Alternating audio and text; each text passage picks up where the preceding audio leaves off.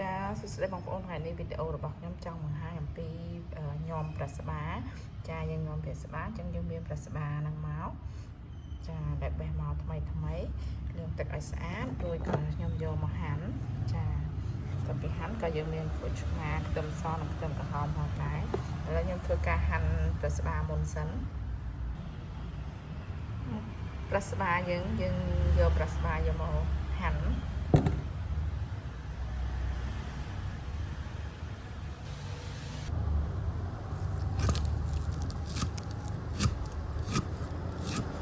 ខ្ញុំធ្វើការហាន់ប៉ុណ្ណឹងមក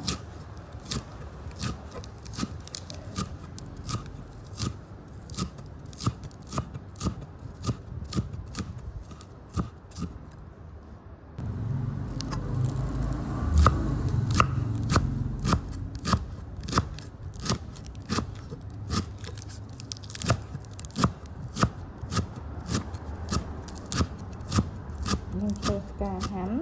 របៀបហ្នឹងមក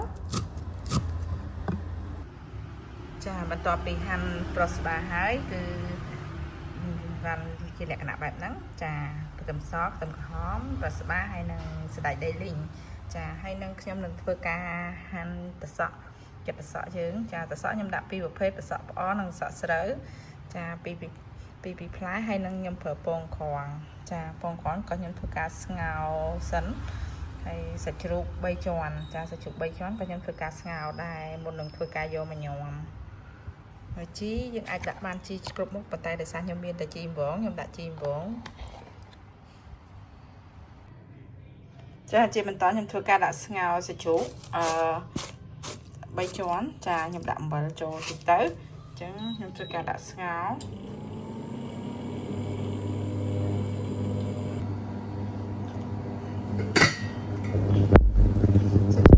យើងគឺឆ្អិនហើយ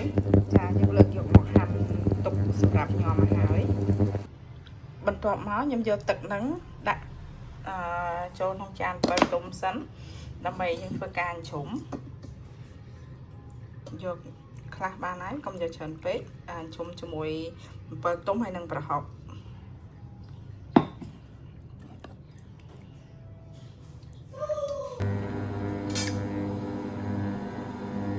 បន្ទាប់មកយើងដាក់ជ្រុំហុកចូលជាមួយនឹង7មកចាយើងដាក់2ហើយយើងបើទឹកហុកលាយតិចទៅ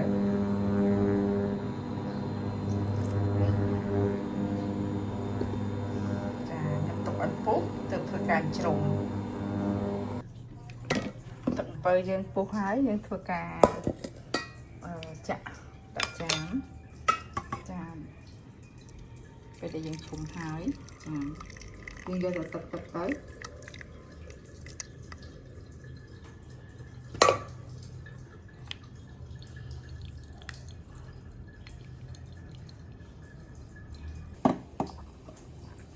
បន្ទាប់មកពេលយើងធ្វើទឹក7ហើយយើងធ្វើការលីងពងក្រងយើងមកពងក្រងយើងលីងខ្ញុំមកដាក់ខ្លាញ់ទេដោយសារពងក្រងមានទឹកខ្ញុំគ្រាន់លីងឲ្យវាឆ្អិន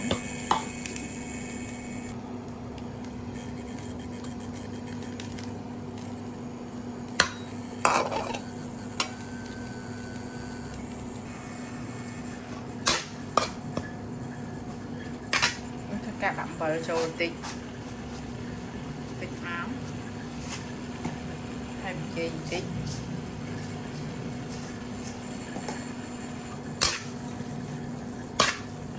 ដើម្បីធ្វើការ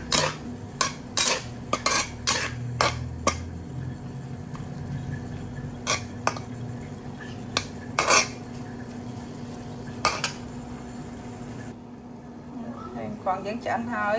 ចាគ្រឿងខ្ញុំរៀបចំហើយមានតសក់ចាខ្ទឹមសខ្ទឹមក្រហមសណ្តែកដីជីហើយនឹងប្រសិបាហើយសាច់ជ្រូកក៏ខ្ញុំហាន់ហើយទឹកអំពិលជាមួយប្រហុកក៏លាយហើយអស់ចាហើយនឹងពងក្រងអញ្ចឹងខ្ញុំនឹងយកមកលាយច្បល់ចូលគ្នាដើម្បីធ្វើការញ៉ាំ បន្ទាប់មកខ្ញុំធ្វើការចាក់ចូលគ្នាដើម្បីធ្វើការញ៉ាំ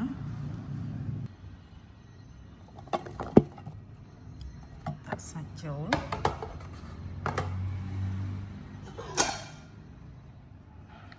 ដាក់កំប៉ុងក្រងចូល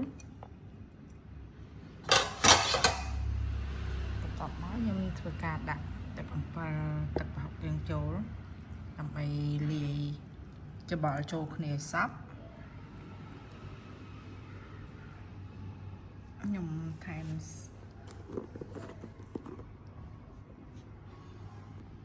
ខ្ញុំធ្វើការថែមប៊ីចេងបន្តិច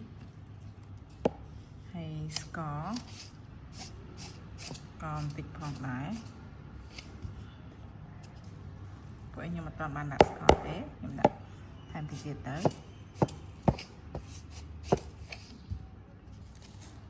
ចាំបន្ទាប់មកខ្ញុំដាក់ទឹកត្រីបុកលាយថែមតិចទៀតទឹកត្រីដែលយើងបុកមានម្ទេសមានអីហើយចាដាក់តែប៉ុណ្្នឹងទេព្រោះអី